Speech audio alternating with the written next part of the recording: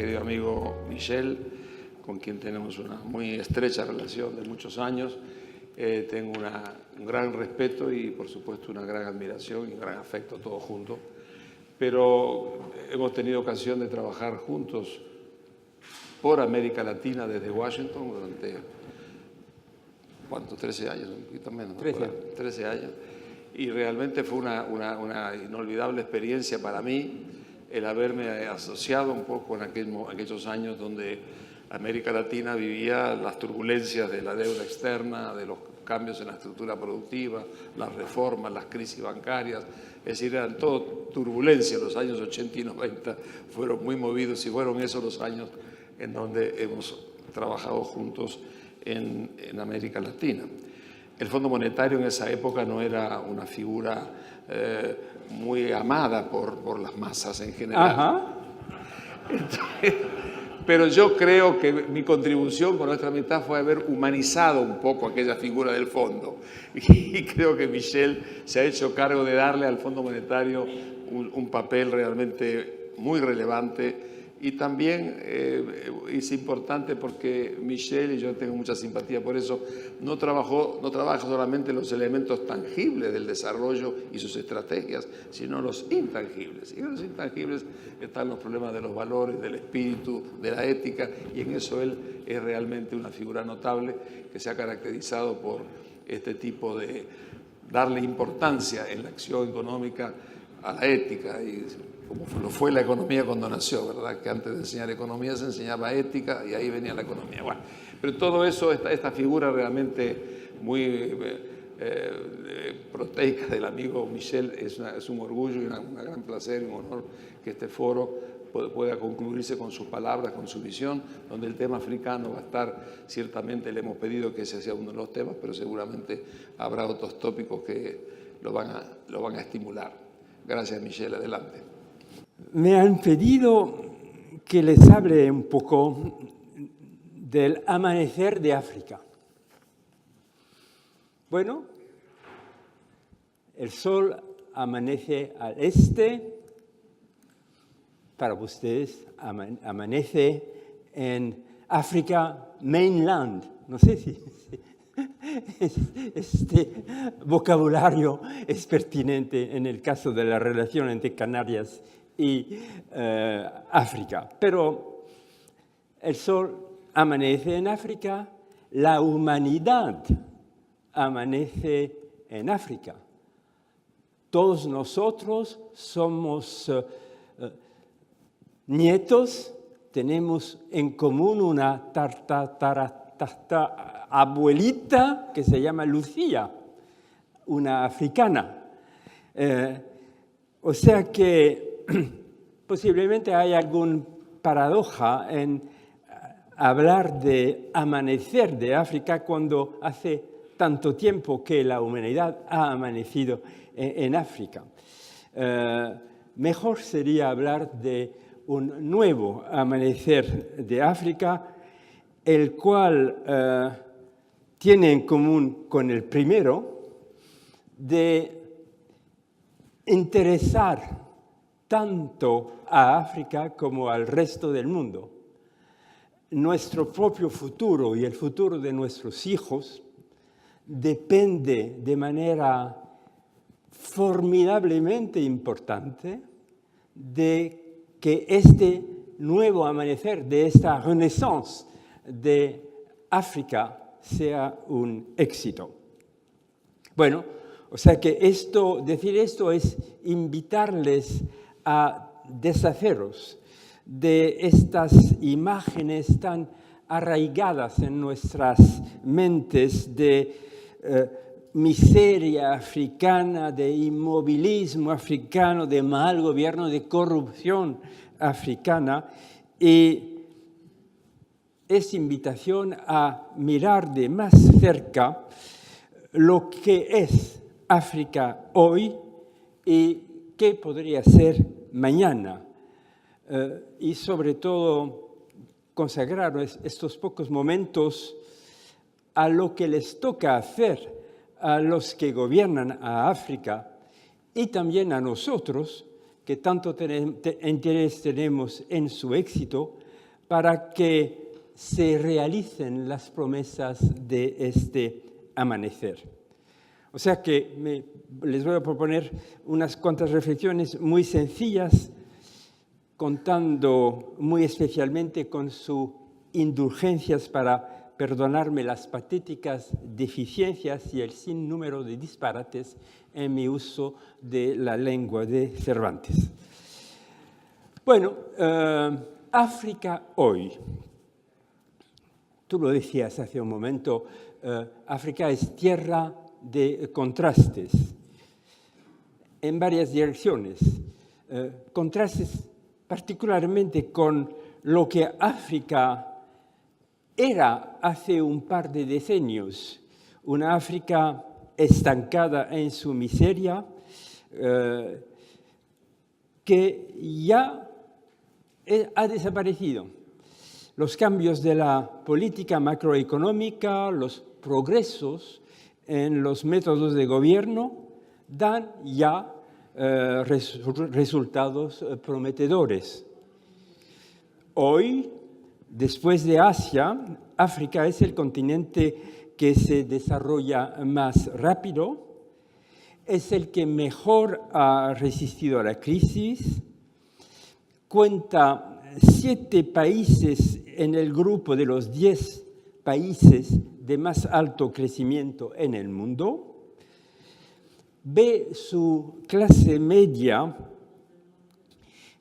desarrollarse rápidamente, se afianza la democracia. Desde luego hablaremos luego un momento de esta relación entre democracia y desarrollo. Me llamó la atención la observación del presidente del gobierno hace un momento, pero que se afiance la democracia es un bien en sí, de todas formas. Se está haciendo más fácil y más barato emprender allí y desarrollar negocio. Para la inversión extranjera, África es como una nueva frontera. Más niños reciben educación, aunque la calidad de esta siga siendo un problema. En varios países el crecimiento de la agricultura es significativo. Zambia, Mozambique, Liberia, Etiopía, podríamos dar una lista más larga. La mortalidad materna e infantil se está reduciendo sin que, sin embargo, se alcancen los objetivos del milenio. La esperanza de vida ha crecido entre 2003 y 2011 de 48 a 58 años para las mujeres y de 46 a 55 para los hombres. 10 años ganados en 10 años. Apliquemos a nosotros este tipo de ganancia y cambiaría nuestra vida y los déficits del Seguro Social, pero esto es otra cosa. Finalmente, desde el año 95, donde se puede localizar el momento de inversión de las curvas en dirección positiva, el ingreso por cápita aumentó cada año de más de 2% y el índice de pobreza bajó de 10 puntos. Estos son logros importantes, particularmente importantes para un continente que alcanzará 2.000 millones de habitantes en el año 2050, el doble de hoy, y permanezcan sentados, que alcanzará 4.000 millones de personas en el año 2100. ¿A cuántas millas de su costa, señor presidente? 14 millas de sus costas. Contraste fenomenal con nuestro envejecimiento. África será durante todo este siglo, de manera cabal, el continente de la juventud del mundo. De allí la importancia de que continúe en su rumbo de progreso, tomando bien en cuenta todas las debilidades presentes que quedan por enfrentar, en un mundo en el cual los países ya emergentes progresan muy rápidamente en lo que toca la condición humana. Y aquí, desde luego, les debo de dar unos cuantos datos menos agradables que los que acabo de comunicarles. Con 13% de la población mundial, solo goza de 1.6% del Producto Mundial. Debería tener 13, tiene solo 1.6. Sigue subiendo el número de personas con alimentación insuficiente. Sigue subiendo a pesar de los progresos macroeconómicos, ¿no? Pero la población también sube. De 175 millones en 1990, son ahora los que sufren de hambre o de, no sé cuál es la palabra española, de mala alimentación, sube de 175 al 225, es decir, 50 millones de personas más que sufren del hambre. Tiene una proporción de mortalidad infantil que sigue creciendo de 30% de la mortalidad infantil mundial al 50%. Y solo 8% de sus jóvenes gozan de educación de tercer grado, comparado con 30% en Asia y 42% en América, contando las dos Américas juntas. Bueno, contraste, desde luego. ¿Qué será de mañana? ¿Qué perspectivas se abren? De hecho, los problemas que permanecen son de tal magnitud que el conventional wisdom en la comunidad de economistas no abre grandes esperanzas al continente. ¿Cómo se dice en español conventional wisdom? Anda, qué bien. Esta es una regla que tengo que mantener en mi mente, ¿no? Que cada vez que tienes una duda, di lo que piensas y estarás bien. A pesar de todo lo positivo que hemos visto, África sigue siendo para muchos expertos el continente olvidado o ignorado. Nos dicen varios de ellos que a pesar de sus riquezas naturales, África no alcanzará a visión humana ser un actor mayor en la escena mundial. El cambio climático le afectará más que a otros. Sus élites continuarán migrando hacia el norte, el este o el oeste. Guerras y violencias podrían hacerse endémicas si no lo son ya, y solo podrían arrancarse de la pobreza países como África del Sur, Egipto, Botsuana y posiblemente Ghana. Esto es el conventional wisdom.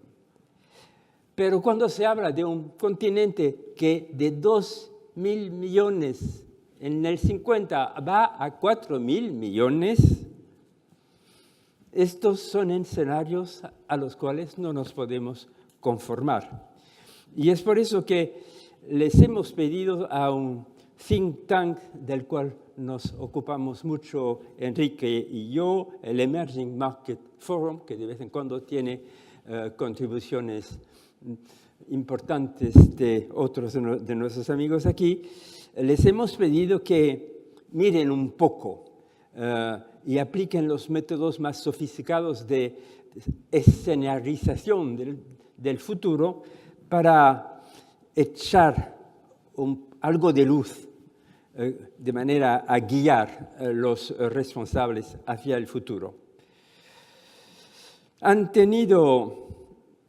les voy a presentar dos escenarios que nos han presentado para África 2050.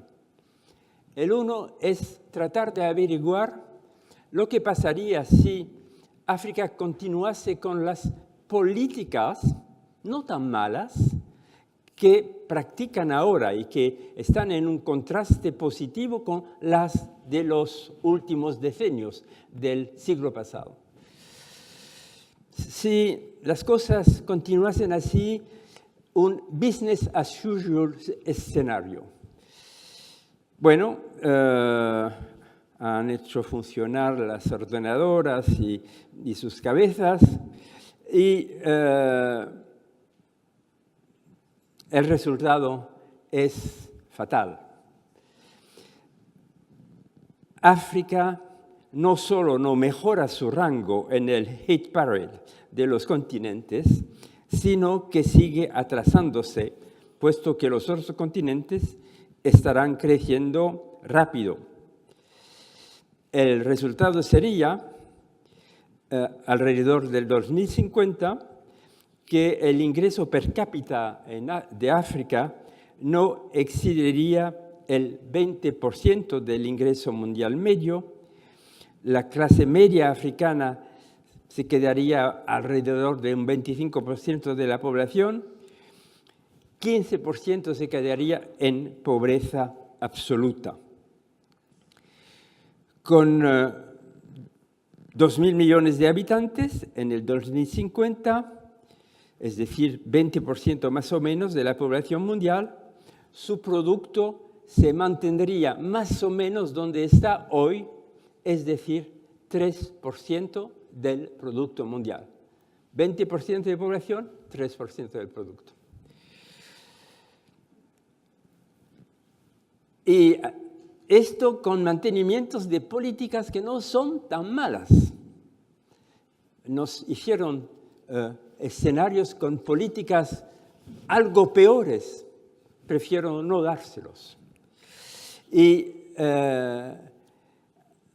el problema además con ese tipo de escenario es que pueden transformarse en profecías autorrealizadas, contribuyendo a un clima de desconfianza, penalizando o demorando las iniciativas, incentivando la inversión del ahorro africano fuera del continente y abandonando, de hecho, las esperanzas que es de todo progreso real en la condición humana, en contraste con los progresos de esta en continentes como Asia, cuyo despegue económico se ha traducido con progresos importantes en la condición humana. Pero, gracias a Dios, no hay fatalidad en este escenario. Y este grupo de economistas han ido explorando una perspectiva más atractiva, basada, desde luego, en mejora en varios terrenos de las políticas que conocemos hoy. Inspirándose no exclusivamente de los modelos asiáticos, porque los africanos no son asiáticos, pero al menos de las mejores experiencias de África hasta hoy. Este escenario sugiere progresos notables en el nivel de vida, en el acercamiento del nivel de vida de África al nivel de vida del resto del mundo. Y no hay gran misterio en estos éxitos, puesto que estas perspectivas se fundarían sobre un aumento continuo de la productividad, tal como conocido en otros países en desarrollo, una mejora de la formación de hombres y mujeres, en progresos sistemáticos de la acogida y de la promoción de inversiones privadas y esfuerzos mucho más vigorosos de diversificación económica y de integración regional, la cual, digámoslo sinceramente, hasta ahora ha fracasado. Si esto se materializa, se podría lograr un aumento anual de la tasa de crecimiento media que puede hacer soñar durante esos 35 años, una tasa de crecimiento media de 6,5%, cuando en los últimos 15 años fue de algo más del 4,5%. Esto permitiría multiplicar por 6 el ingreso medio y hacer que, en vez de estancarse en 3% del Producto Mundial, bajo este escenario, África alcanzaría 9% del progreso mundial. Bien, no les doy más datos, sino que si esto, que es posible, que no es un sueño, pero que está condicionado, se lo voy a precisar ahora, si esto viniese a realizarse, el nivel de vida de África, nivel medio, desde luego, sería el que está alcanzado hoy por países como Malasia, Turquía y México. No es el paraíso, pero es mucho mejor de lo que conocemos hoy.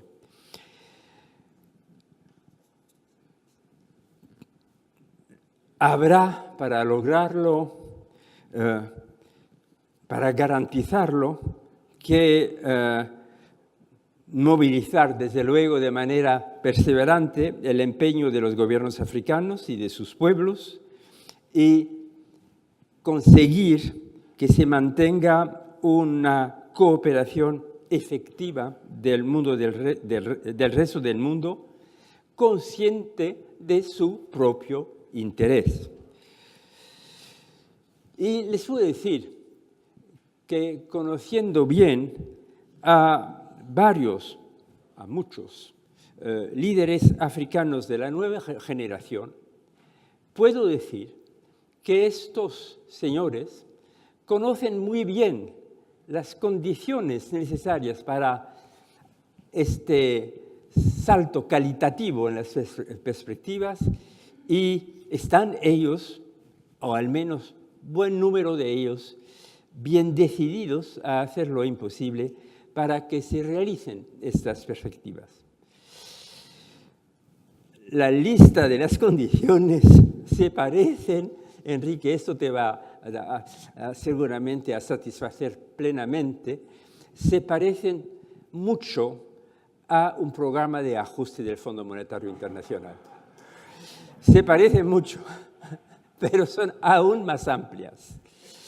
Y me permito empezar diciendo que una de las primeras condiciones es adelantar hacia un mejor gobierno y una verdadera democracia, señor presidente, con separación de poderes, control mutuo de los poderes.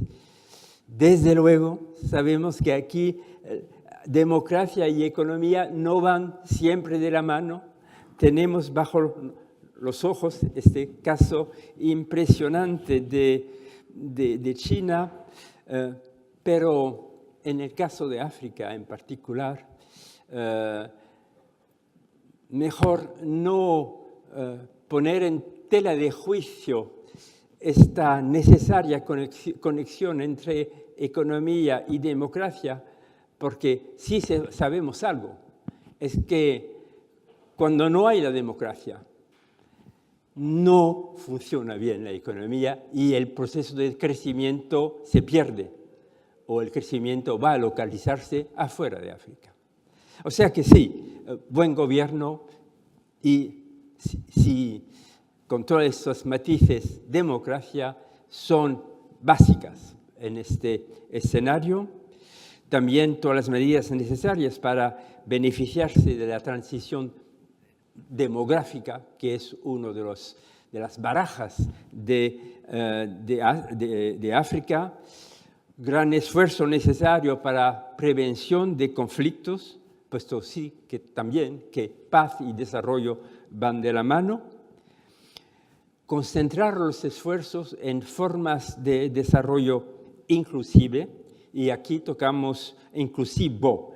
Aquí tocamos el obstáculo mayor al desarrollo, que son las crecientes desigualdades y temas tan importantes como acceso a la educación, pero también al agua y a su saneamiento, tan decisivos para la salud pública. Y mantener la estabilidad macroeconómica, aumentar la vitalidad y la resilience, no les pregunto cómo se dice en español, de estas economías mediante esfuerzos para reforzar la competitividad y lograr mejores niveles y mejor intermediación del ahorro para la inversión. Añadimos a esto un esfuerzo muy especial para transformar la agricultura donde viven actualmente 70% de la población, desarrollar el agrobusiness africano, hacer hincapié. Y voy a regresar sobre este tema, sobre los recursos naturales del continente para diversificar su economía, lo que implica que se termine con métodos actuales de explotación de recursos mineros que son frecuentemente sinónimos de descarados saqueos. Y digo saqueo, pero debería decir lo que en francés se dice pillage. ¿Pillaje es palabra española? Saqueo y pillaje. Enfrentar el formidable desafío de la urbanización, responder con las imprescindibles adaptaciones al cambio climático y para que toda esta agenda se pueda realizar, dar la necesaria prioridad a dos tareas: adelantar de manera más decisiva hacia cooperación y aún más integración regional, y dos, empeñarse en obtener la debida representación africana en todos los foros del gobierno mundial o de la gobernanza mundial, que claramente no se ha conseguido hasta ahora. Bueno, excediría mucho el tiempo que he impartido a esta presentación si me detengase en cada uno de estos puntos. Me gustaría, sin embargo, subrayar a tres de ellos, tres condiciones que no son suficientes, pero que son indispensables para que el continente pueda aprovechar todas sus oportunidades. Una de estas condiciones es una asignatura que se impone principalmente a países africanos. Se trata de combatir las desigualdades que crecen con el desarrollo y que crecen mucho más rápido que el desarrollo. Desde luego, se ha sostenido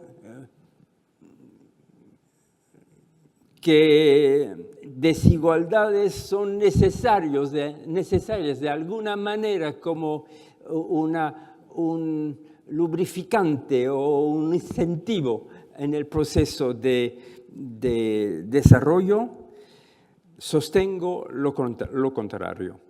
Si se quiere lograr los objetivos que he ofrecido o aproximarse a ellos, se requiere de una política ambiciosa que al mismo tiempo facilite, incentive la actuación de la empresa privada, pero cuide también al mismo tiempo en obtener que una parte sustancial de los beneficios generados por la mejora de los resultados económicos contribuyen a la mucho mayor eficacia de los servicios sociales para educación, capacitación profesional de hombres y mujeres, desarrollo rural, apoyo a los campesinos, en un continente que durante los próximos 10 años tendrá que crear 75 millones de empleos solo para evitar que el nivel de desempleo se vaya deteriorando. O sea que ven la enorme necesidad realmente de un cambio de velocidad con cualquiera que sea el costo en términos de esfuerzos que esto requiera. Me parece que estoy hablando de un poco demasiado tiempo. ¿Me das 10 minutos más? Esta era una asignatura para los africanos. Para las dos otras asignaturas, nuestros países europeos tienen particulares responsabilidades. No son solos teniéndola, pero ellos, con su cercanía y con los intereses mutuos que conocemos, están particularmente interesados. Se trata de exigir más transparencia y equidad en el terreno de la explotación de recursos mineros y del petróleo. Y, segundo, cumplir con nuestros compromisos, entre otros, del milenio, introduciendo más gratuidad en la financiación del desarrollo.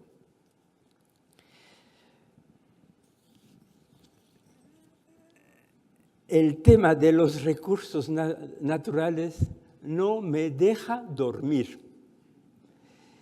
He pasado un año entero con mi amigo Kofi Annan y un grupo de otras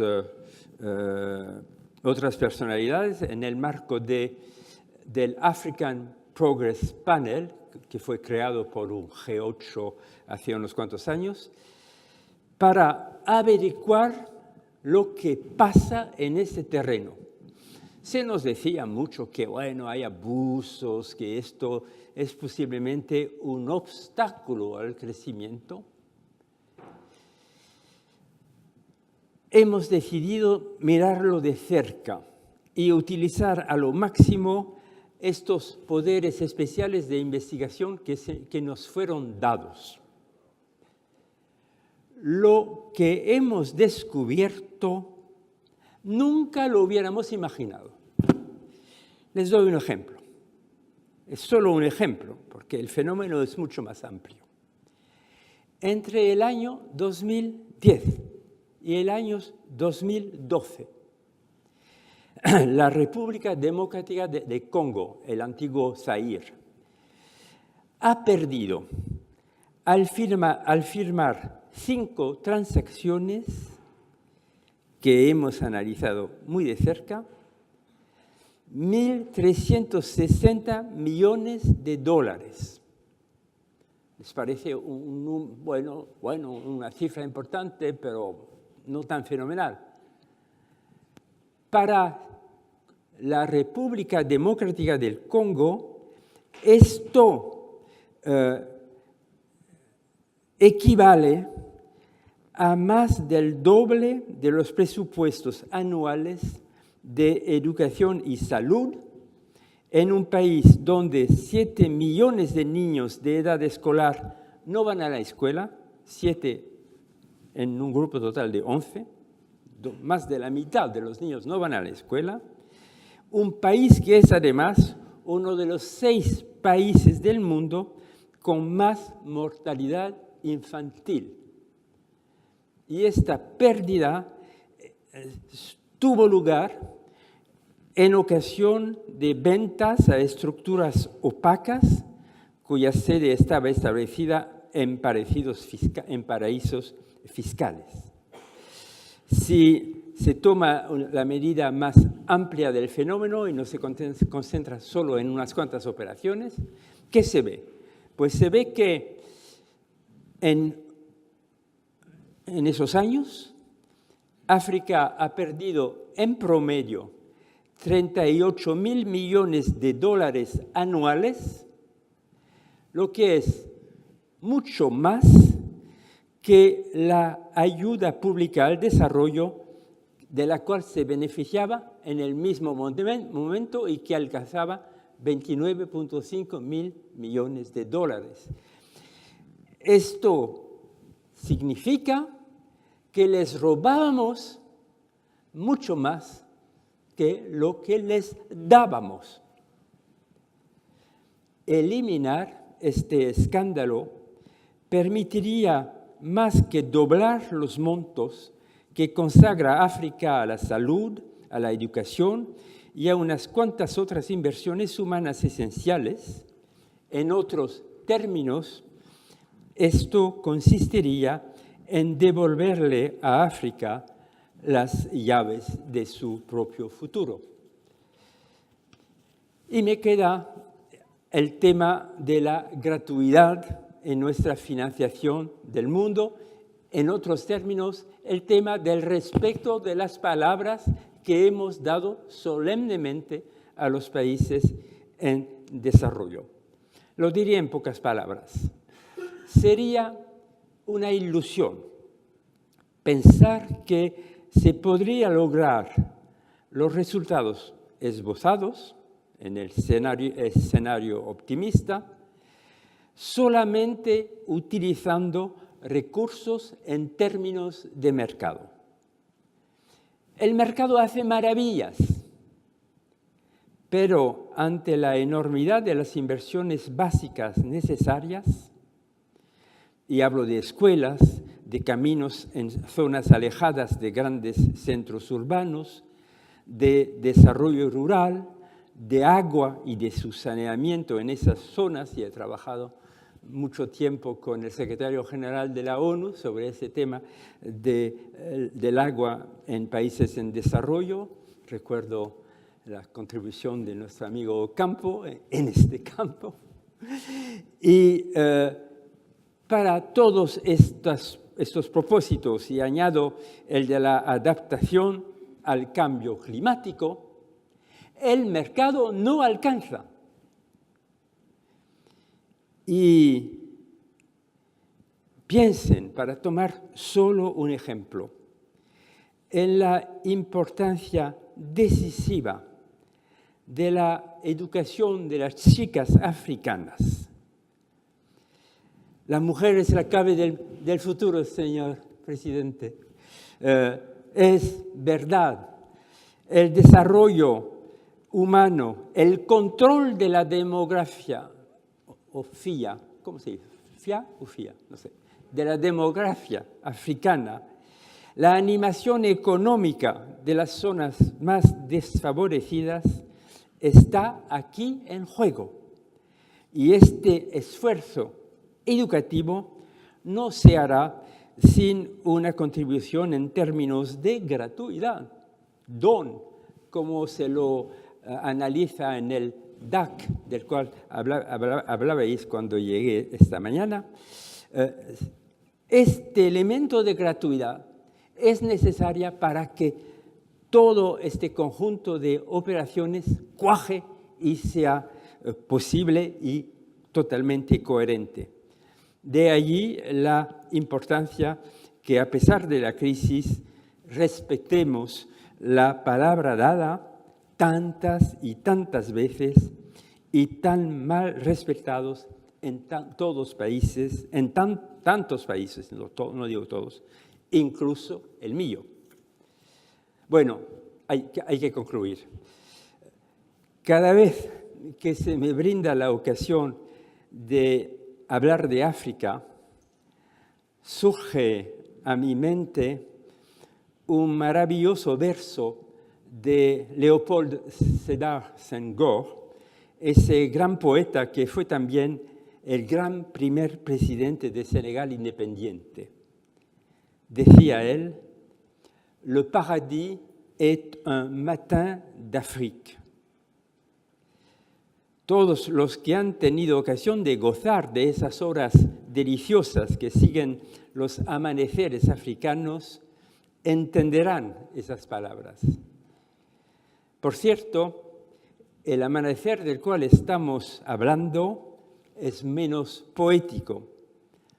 Nos anuncia exigencias y esfuerzos para todos, perspectivas risueñas que pueden desvanecerse si prevalecen la autosatisfacción que podría justificar los primeros éxitos, si el compromiso político se afloja y si el resto del mundo no sacude su indiferencia y no echa una mano contribuyendo con un apoyo vigoroso a lo que podría ser un logro inmenso de la cooperación internacional. Lo sé perfectamente, muchos dudan de que esto se pueda lograr globalmente o en un grupo importante de países africanos. Muchos anticipan el fracaso, no las consecuencias para nosotros de ese fracaso. Prefiero apostar por el contrario, por un compromiso fuerte y duradero de los responsables africanos y por el respeto de la palabra dada por nosotros, sus socios europeos. De ello depende nuestro propio futuro. Muchas gracias.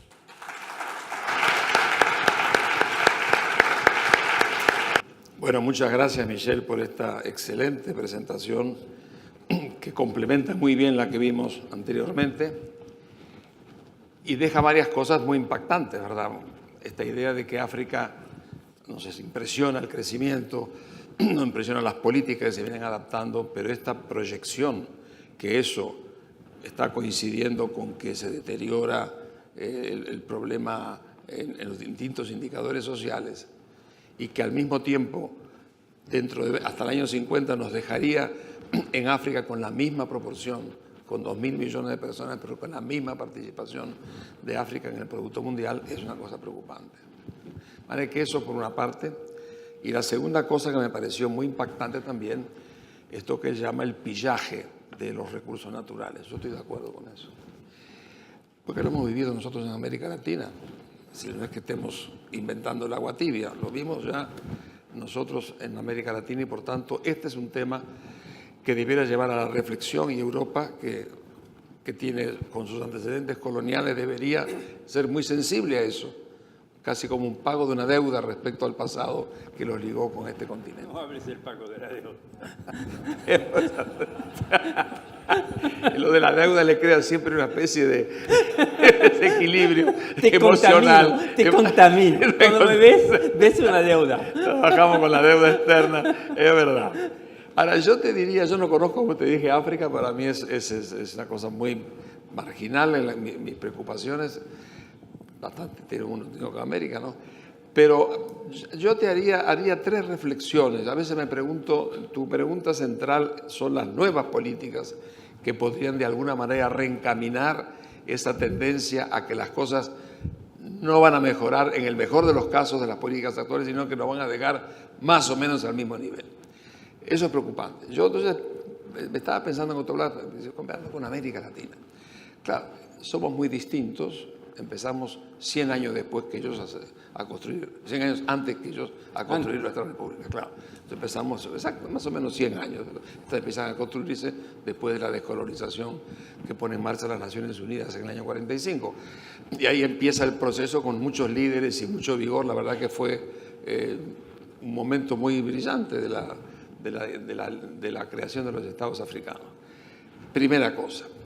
La segunda cosa es que yo creo que nosotros tenemos quizá, pienso yo, un grado de homogeneidad en lo social que quizás sea por lo menos distinta a la africana, pero es un hecho importante que vale la pena de alguno tener en cuenta.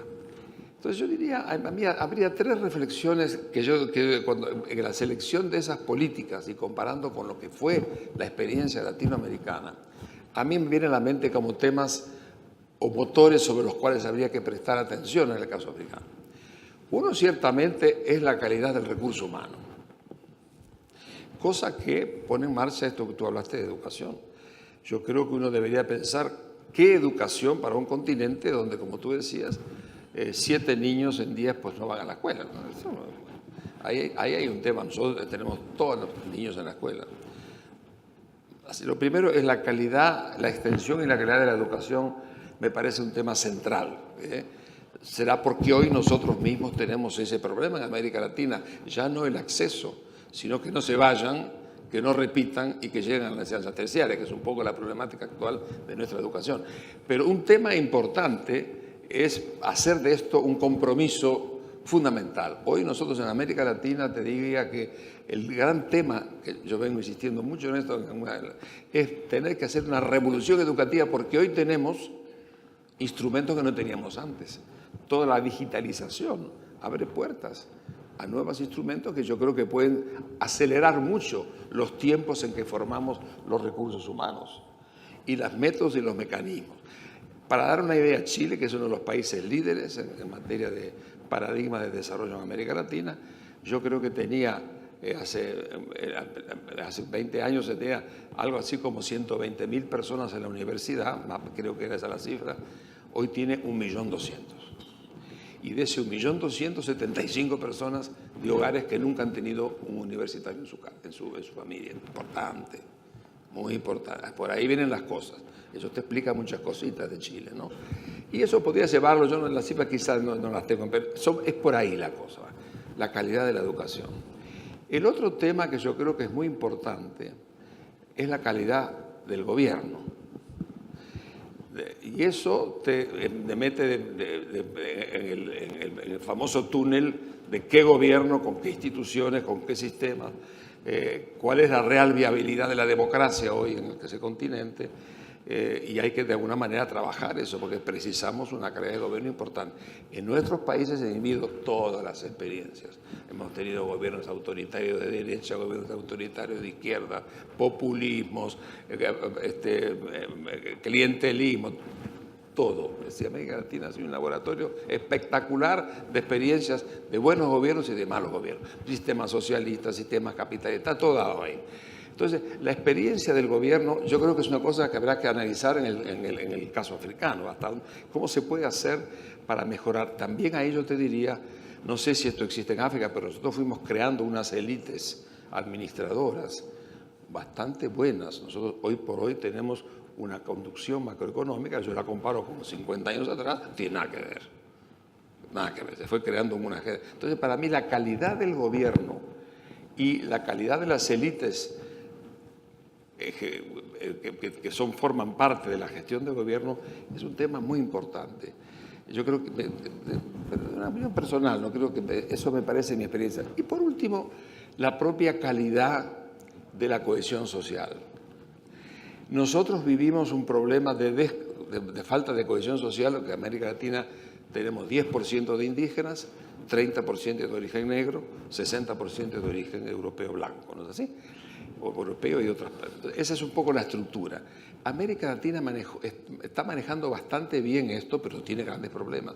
Pero quizá para mostrar cómo eso no tiene que necesariamente ser un obstáculo, yo pongo siempre el caso de Bolivia. Bolivia, un país que tuvo 300 años por dominio colonial, 200 años por dominio de los criollos blancos, y ahora es un gobierno manejado por indígenas. Y resulta ser que este país está a la cabeza en materia de reservas, a la cabeza en materia de crecimiento, tiene recursos naturales. Es decir, no ha sido un experimento. Es decir, que creo que uno puede vivir con esas dicotomías si realmente hay líderes que puedan conducir. Bolivia tiene un líder que está conduciendo la cosa. Entonces, esos tres elementos, ¿verdad? Educación, calidad de la educación, calidad de los gobiernos y calidad de la gestión de la cohesión social, yo creo que en el caso de África también van a tener algo que ver en los años que vendrán. Pero bueno, esto yo creo que ha sido muy... Vamos ahora a recoger preguntas. Creo que, me imagino que habrá un montón de preguntas de manos levantadas. Adelante. ¿Hay hambre? Tienen hambre. Pero hambre... Tienen hambre. Pero de la otra. Sí. No, adelante. ¿No? Me imagino que tendremos algún tipo... José Carlos tiene la palabra.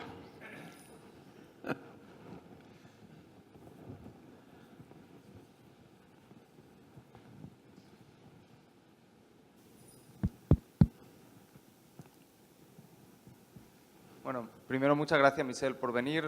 Por decirlo, ha sido muy complicado encajar la agenda. De hecho, hoy la sesión se ha hecho en honor a él porque tuvo que retrasar. Viene directo de Roma de estar con el Papa Francisco, donde ha asistido a un seminario y a una misa. Muchísimas gracias por venir y por el esfuerzo. Y segundo, un placer tenerte aquí.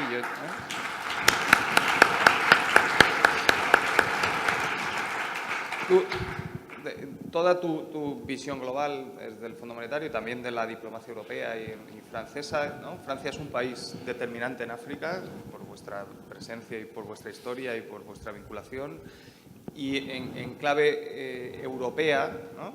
¿Cómo ves un poquito la posición de la Unión Europea hacia África y dónde se podría reforzar? Más que ir, aunque hagamos aquí esfuerzos de vincular Canarias, yo creo que la Unión haría la fuerza. Y dos, como decía tu amigo Delors, ¿en África hay que actuar por círculos concéntricos o hay que ir a todo el continente, ¿no? Estamos viendo que el desarrollo no es simétrico, es muy asimétrico. ¿Conviene la pena concentrar en aquellos países donde hay más éxito, que todas estas propuestas funcionen y que luego esos países, a través de la Unión Africana, se enganchen? ¿O crees que hay que ir directamente con una estrategia global a todos los países? Muchas gracias por tus palabras tan amables.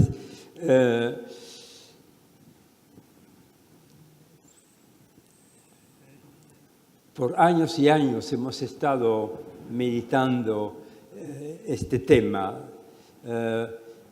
particularmente en Francia, con las ideas de un gran economista que ya ha salido de las memorias colectivas, François Pérou, con sus teorías de los polos de desarrollo, de las influencias asimétricas de los polos de desarrollo, todo esto, y se ha ido buscando polos de desarrollo en África, pero sin gran éxito en realidad.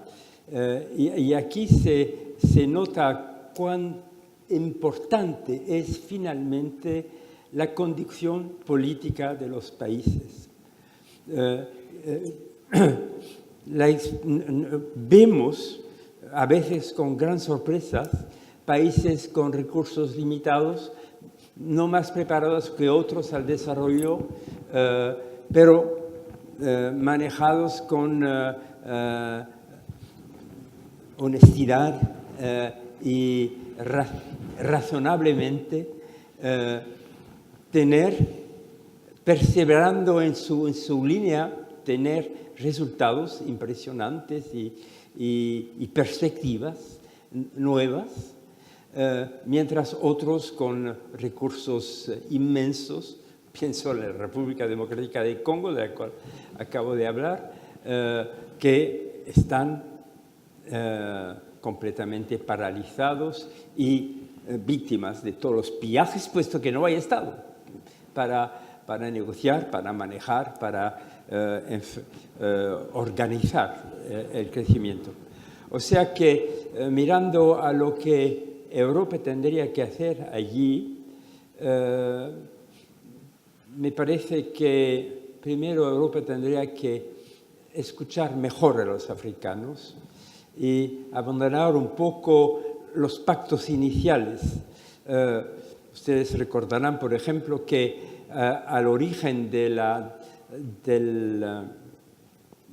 compromiso de Europa con África hay dos cosas. Una, primero, la visión profética de Schuman, diciendo en su primera declaración, la de mayo de 1950, tenemos nosotros europeos una obligación de desarrollar y de ponernos de pie. Es cuestión vital para nosotros, pero es también vital, y lo dejo aquel mismo día, para África a nuestras puertas. Está esto en la declaración inicial.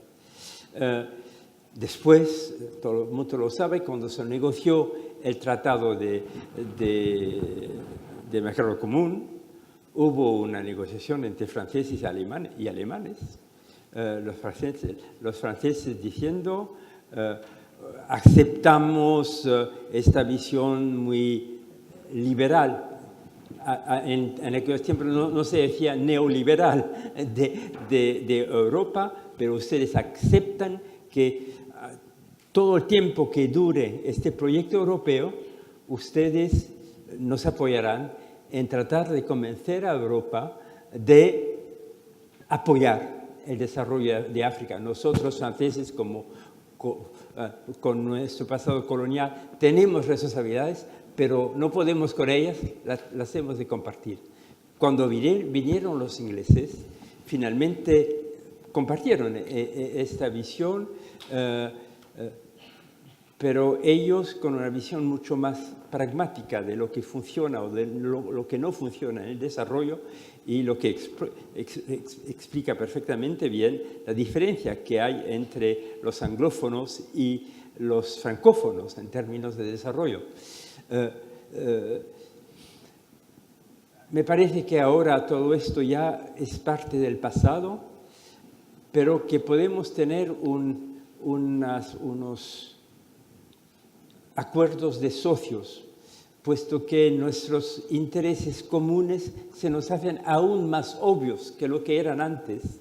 África necesita Europa como Europa necesita África, y Europa no puede imaginar un futuro de equilibrio y de crecimiento ordenado si los 4.000 millones o los 2.000 millones de africanos no se quedan estancados.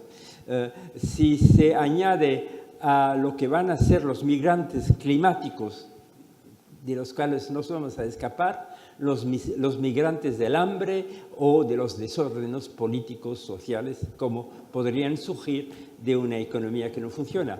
O sea que hay, curiosamente, a un momento en que se podría decir que nos vamos a alejar porque tenemos los impactos de la crisis en Europa y ellos sueñan de un desarrollo más autónomo y más, pues no, estamos de alguna manera casados y tenemos que continuar, pero inventando juntos las soluciones por adoptar, y me parece que no sería una manera muy eficiente de entrar en este nuevo diálogo si nosotros anunciásemos que, bueno, hay el círculo de los íntimos, hay un círculo más amplio y un círculo de libre comercio, ¿no? Prefiero país por país, de alguna manera, ver con cada uno cómo servir estas prioridades. Comparto totalmente lo que dice Enrique de la necesidad de apoyar todo lo que contribuye a la calidad de los recursos humanos. Insisto en la importancia de la educación de las niñas. Lo dije, pero me parece que África juega su futuro en esto y Europa también. No habrá las perspectivas demográficas de África hacia un equilibrio demográfico no se darán si las niñas no se educan y no van al secundario, ¿no? Esto es clarísimo, pero también la necesaria capacitación profesional, no solo de alto nivel, pero en la agricultura. El futuro económico de África está en un agrobusiness durante muchos años aún, pero para eso se requiere de competencias técnicas que aún no están dadas, y desde luego la calidad del gobierno. Me llamó mucho la atención lo que dijiste, porque me parece que, como hemos estado muchos años observando y trabajando con todos esos países, hemos visto cómo surgía una nueva clase de administradores. La hemos visto establecerse. Y aquí me parece que los apoyos de asistencia técnica de todos nuestros países, sé que España tiene bastante en África, Francia e Inglaterra también trabajan en este marco, eso ha producido efectos importantes, pero queda mucho por hacer. Si regreso a este tema de los recursos mineros o minerales, pues es obvio que África no saldrá de este problema si no tiene gente de muy alto nivel capaces de negociar unos contratos que están llenos de diablos en la letra pequeña de los footnotes, ¿no? Se requiere de una competencia de alto nivel, jurídica, comercial y no solo tecnológica. Todo esto es parte del tema, pero insisto en esto, entre las cosas que Europa puede hacer para África hay esto. Y esto se requiere en todas partes. Y hay también la contribución que Europa puede introducir, y esto no le costará dinero en sus presupuestos, al trabajar a nivel de G20, por ejemplo, para continuar poniendo la presión para introducir, exigir transparencia en los centros offshore y combatiendo todas las formas de evasión fiscal. Yo estoy pidiendo cada vez que veo a un ministro de Hacienda diciéndoles, ¿por qué no armáis una coalición de ministros de Hacienda del norte y del sur, puesto que todo lo que pasa en esas formas de evasión fiscal que arruina a África, les arruinan también a los europeos, porque este dinero, la gente anónima de los centros offshore, hay ahí muchos africanos, pero también muchos europeos, y estos no declaran sus ingresos a la Dirección General de, ¿cómo se dice en español?, de impuestos. Sí. Bueno. Ocampo quería... ¿Qué más quiere, para tener una idea de la geografía? Aquí otro. Después, presidente, lo voy a dejar a usted al final. Por allá. Hoy vi una mano ahí que me parece que no la reconocí. ¿Hay alguien en este sector que quiere usar otra palabra? Bueno, entonces tenemos después usted, Ocampo, y después usted, adelante. Bueno, sí, Michel, muchas gracias por la exposición, y estos dos puntos que sobre recursos naturales son importantes, tanto la captación de la renta y segundo, el desarrollo agrícola, digamos, que finalmente es donde los pobres de África, los más pobres de África viven. Pero yo quería hacer una pregunta sobre un tema diferente, es la industrialización de África. La industrialización de África, digamos, que es una obsesión. Yo siempre digo, bueno, cuando hablan de desarrollo hacia el futuro, ¿no es cierto?, 2050, digamos, eso no será posible sin que África se industrialice. Digamos, nadie se ha desarrollado sin industrializarse.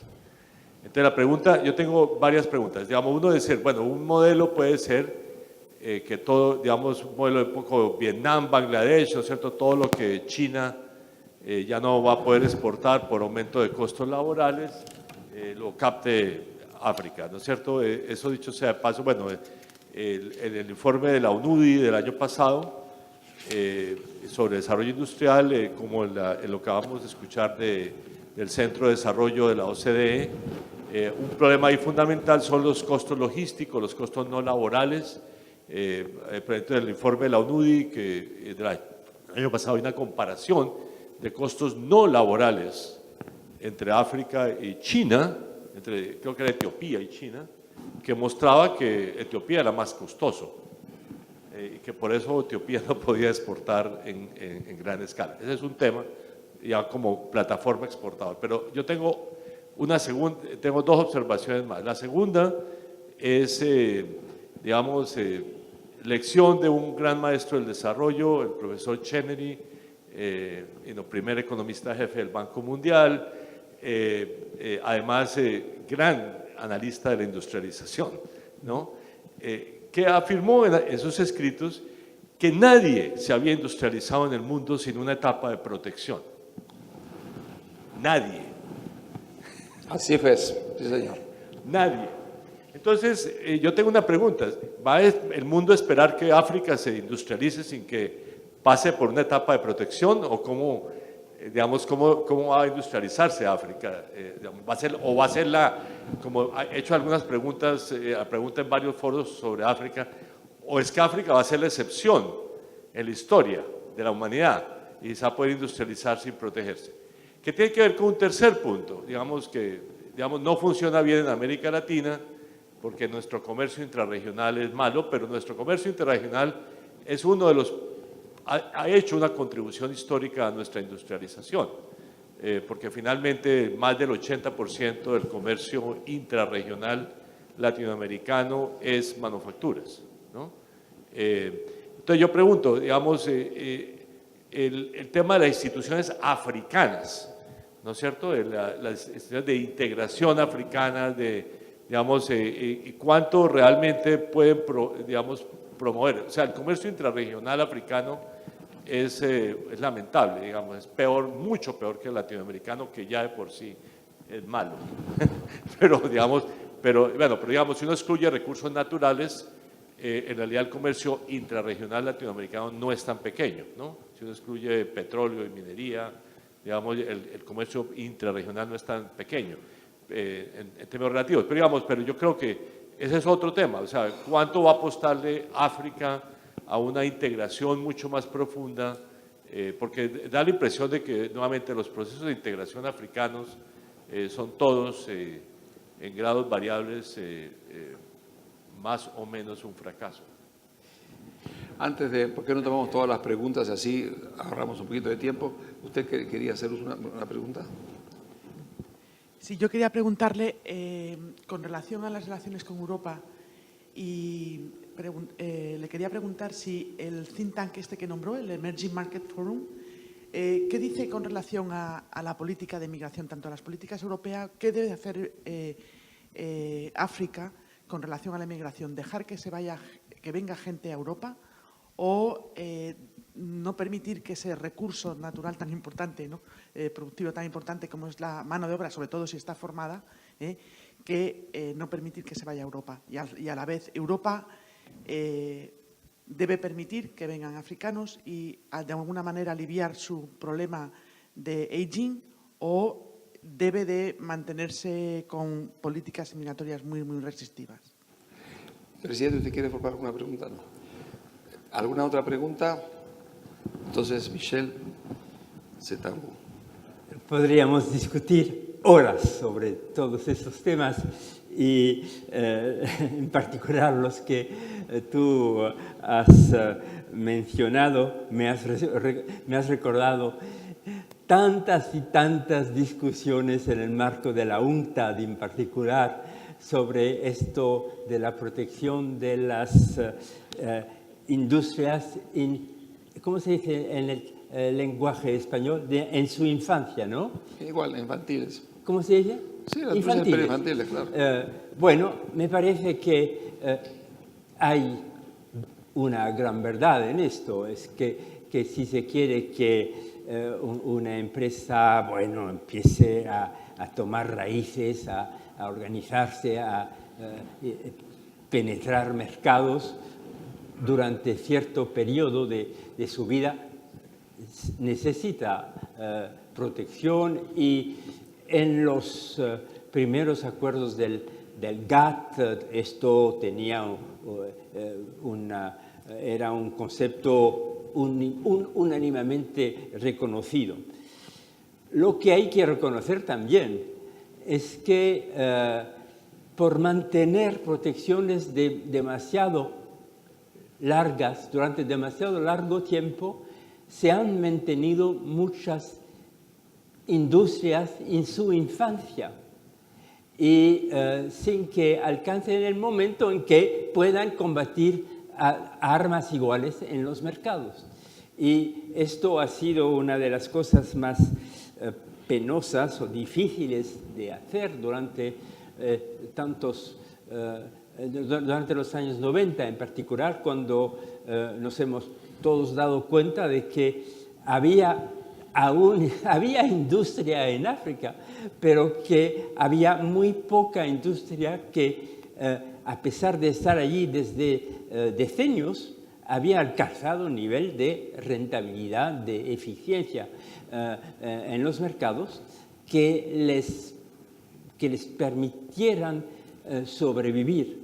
Y los años 90 han sido unos años de calvarios, de desaparición de muchas empresas que habían aparecido al principio como elementos estructurantes del desarrollo de África. O sea que hoy me parece que hay que sacar todas las lecciones de esto. Desde luego hay que mantener cierta protección, pero la verdadera protección de las industrias es el marco en el cual se desenvuelven, es la seguridad jurídica que se les ofrece para sus transacciones, para la seguridad de su gente y de sus operaciones. Esto es muy importante.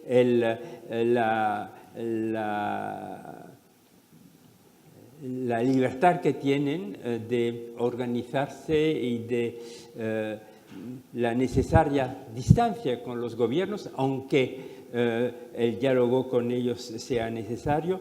Todo esto son cosas que poco a poco se han ido aprendiendo y observo que en muchos países de África ahora sí que empieza una forma nueva de industrialización y observo que muchos gobiernos, en sus negociaciones en particular, en los sectores extractivos, prefieren obtener compromisos para localizar en África parte de las industrias de transformación en vez de tratar de una sola vez unas contribuciones financieras importantes. Desde luego es lo que hay que hacer. Es claro que no todos los gobiernos africanos están preparados a tener con las multinacionales extranjeras este diálogo sobre la contribución de estas a la industrialización de su país, pero es imprescindible tenerlo, como sería imprescindible también ayudar de alguna manera el desarrollo del agrobusiness africano, porque esto, desde luego, cuando 70% de la población vive de la agricultura y, bueno, el progreso hacia más crecimiento y crecimiento de mejor calidad pasa, desde luego, por esta mejora esta localización, al menos de parte del agrobusiness en África.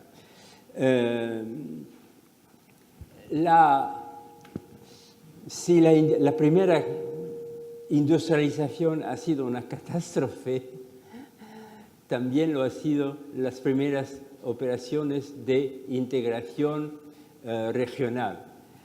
Aquí tenemos que lamentar algo que afortunadamente no hemos visto demasiado en Europa. Hemos visto la tentación constante de nombrar en esas nuevas organizaciones amigos, ministros que hubieran perdido sus trabajos, nietos o sobrinos de gente importante, y con esto no se crean en la Unión Europea instituciones. No, digo, la Unión Europea lo no. hay un poquitín europea, pero decía que cuando se contempla lo de África, Europa es ejemplar. Está bien. Y diría lo mismo. Fue una pregunta nomás, yo dije no. De algunas instituciones latinoamericanas. Está bien, eso sí. Por su ejemplaridad. Sabá Sandir. Exactamente. No, esto ha sido patético. Observo, sin embargo, que las cosas están cambiando y que, por ejemplo, instituciones como el NEPAD está haciendo un trabajo muy eficiente, muy útil en términos de control mutuo de las políticas macroeconómicas.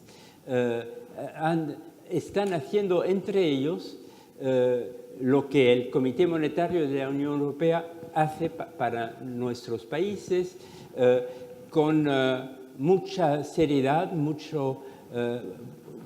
excelentes técnicos para conducir este trabajo, y seguramente esta aproximación entre países de las 5 regiones de África para ayudarse mutuamente a mejorar sus políticas macroeconómicas ha contribuido de manera notable a esos progresos que hemos visto y que están siguiendo en la manera en que África maneja sus economías y la financiación de ellas. O sea que sí, aquí hay progreso y seguramente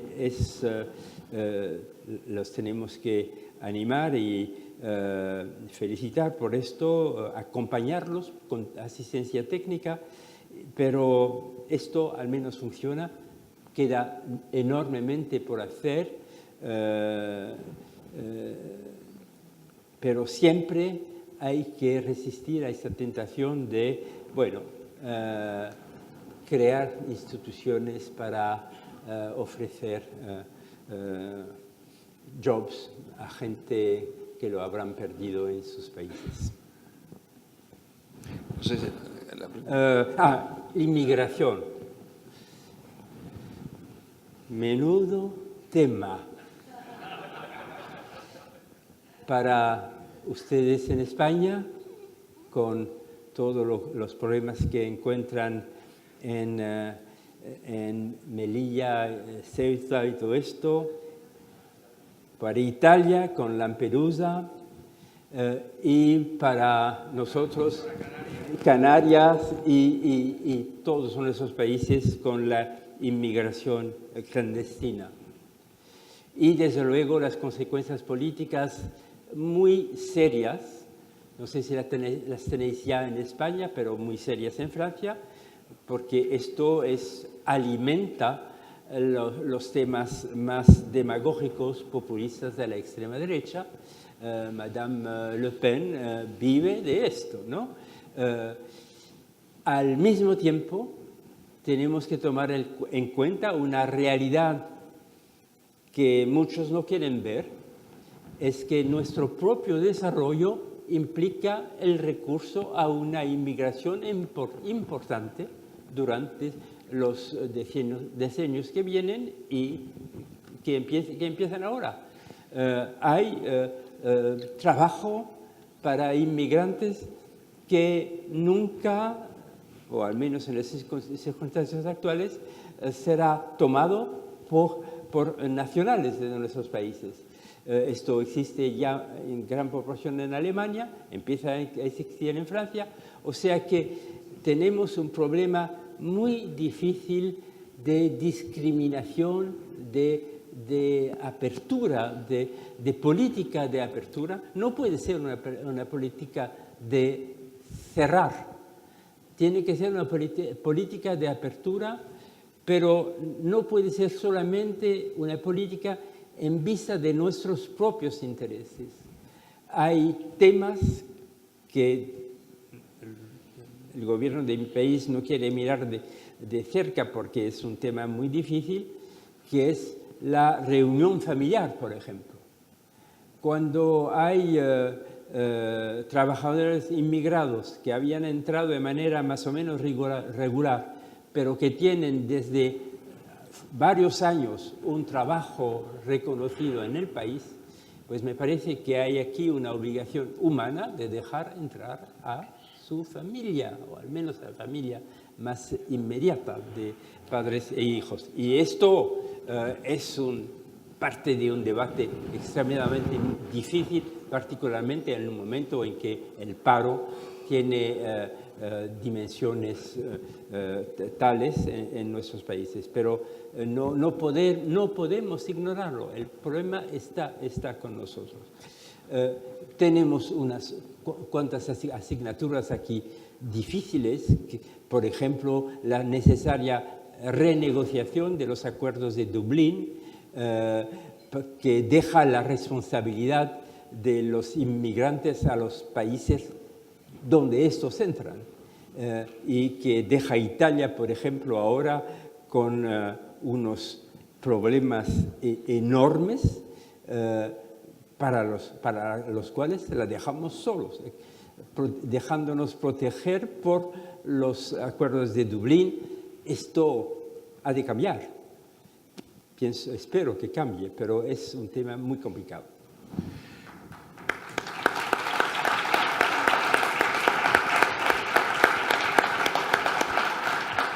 Bueno, yo creo que se han terminado las preguntas. Yo con todo, Michelle, me gustaría hacerte una pregunta que no tiene que ver con esto. Por tu experiencia, tú sos una de las personas más respetadas del mundo en materia de conocimiento de las realidades internacionales, con unos cuantos años de experiencia. Y yo te haría una sola pregunta. Tú especialista en tango no sos. Ah, no. Pero bueno, se requiere de dos para el tango, ¿eh? No, si no, eso es verdad, pero te digo, eso es verdad, pero no te pido que bailes el tango. Pero sabes que hay una filosofía del tango, como bien sabe Machinea, que es argentino. Okay, es un especialista. Sí, hay dos, Argentina y Uruguay. Pero hay un tango del año 31, que ustedes recordarán, Cambalache, que era en pleno, mucha gente lo conocerá aquí, ¿verdad? Bueno, donde empieza diciendo, el mundo es una porquería, ya lo sé, ahora y en él 510, no sé cuál. ¿Cómo ves el mundo de hoy? ¿Y qué te preocupa? En 5 minutos. Oye, me hubieras tenido que llamar ayer a la noche para decirme que vendrías con este tema. Un comentario. No, yo creía que eras un amigo, pero... No, pues mira, olvidémonos un poquitín de nuestra querida Europa.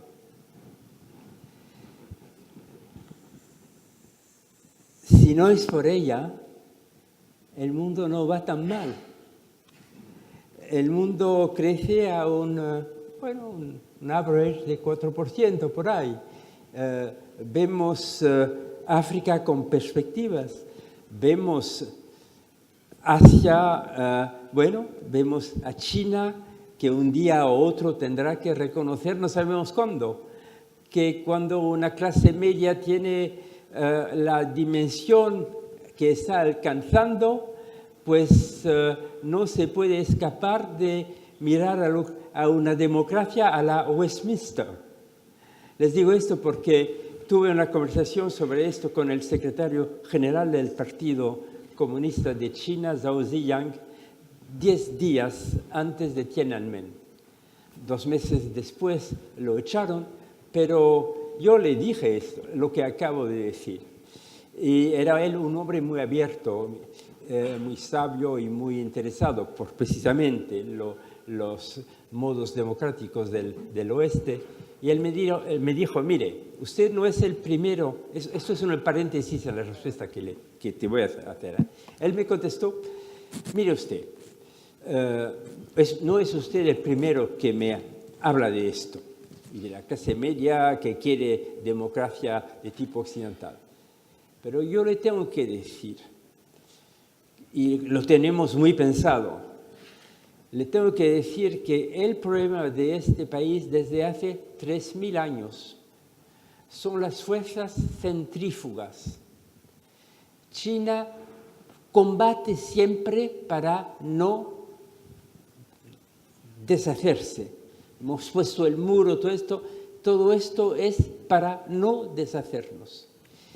La única respuesta que hoy tenemos contra estas fuerzas centrífugas es el monopolio del Partido Comunista. No me gusta esta palabra de monopolio, me dijo, pero hoy no tenemos otra cosa para salir de estas fuerzas centrífugas. No hablo, desde luego, de fuerzas centrífugas en su país, señor presidente, pero ellos han tenido este problema y lo han visto así. Pero China, un día o el otro, tendrá que mover. Y lo que está pasando hoy mismito, hoy día, en Hong Kong, es de una importancia formidable, porque hay que salvar la cara al gobierno,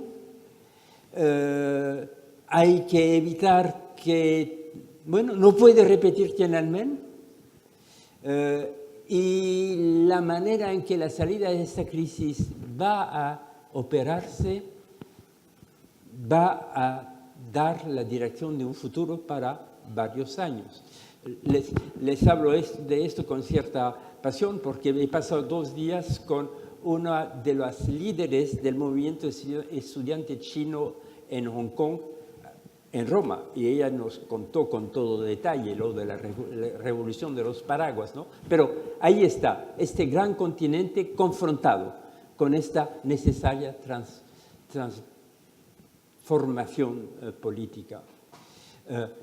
India, con todos los recursos, no solamente materiales, pero humanos que tiene, con otra visión del mundo y siendo la primera democracia del mundo, ahora entrando más y más hacia un desarrollo más fuerte y con todos estos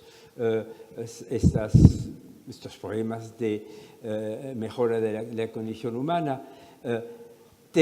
Estamos, si regresamos hacia el oeste, ha empezado la guerra de 30 años, ha empezado el 11 de septiembre del 2001, estamos en el medio de esta guerra, empezamos una fase probablemente extremadamente crítica de ella, pero esta guerra la vamos a tener mucho tiempo y es probablemente sobre las perspectivas globales del mundo una espada de Damocles de dramática importancia.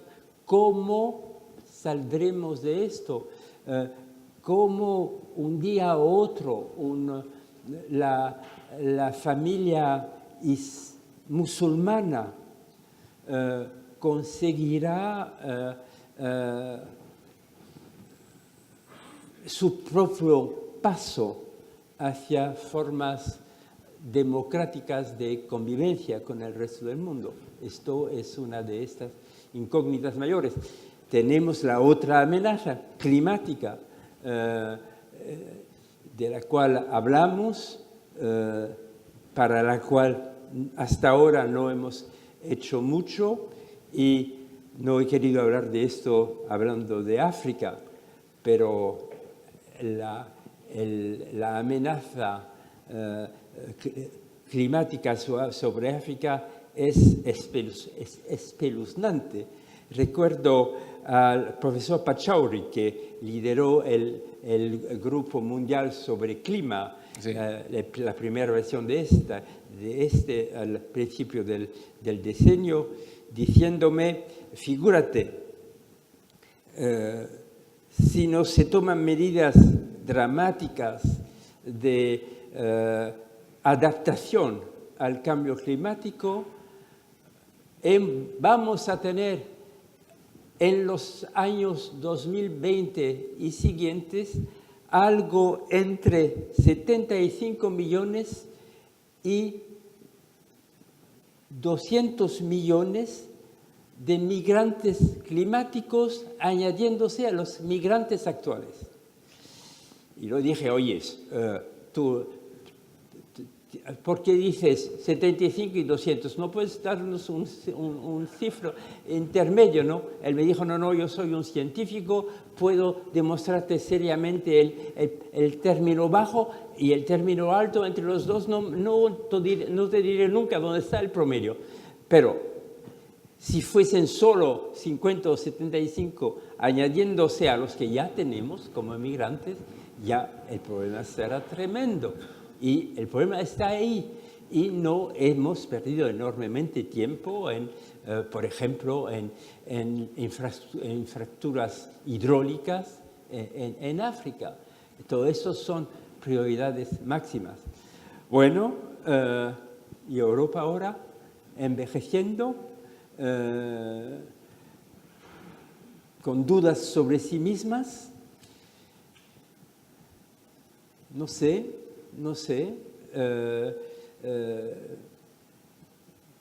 veo mi propio país en muy mal estado, con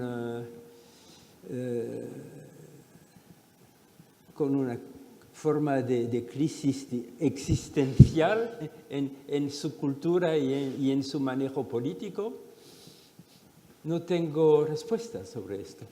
O sea que he dado unos cuantos elementos del World Economic Outlook. Seguro que cada uno de ustedes tienen otros elementos a añadir a este panorama, pero globalmente hay que confiar en el hombre que sabe inventar soluciones, al menos en mi país, cuando está, decimos, al pie del muro, ¿no? Pero eso significa que antes de estar allí habrá perdido mucho tiempo.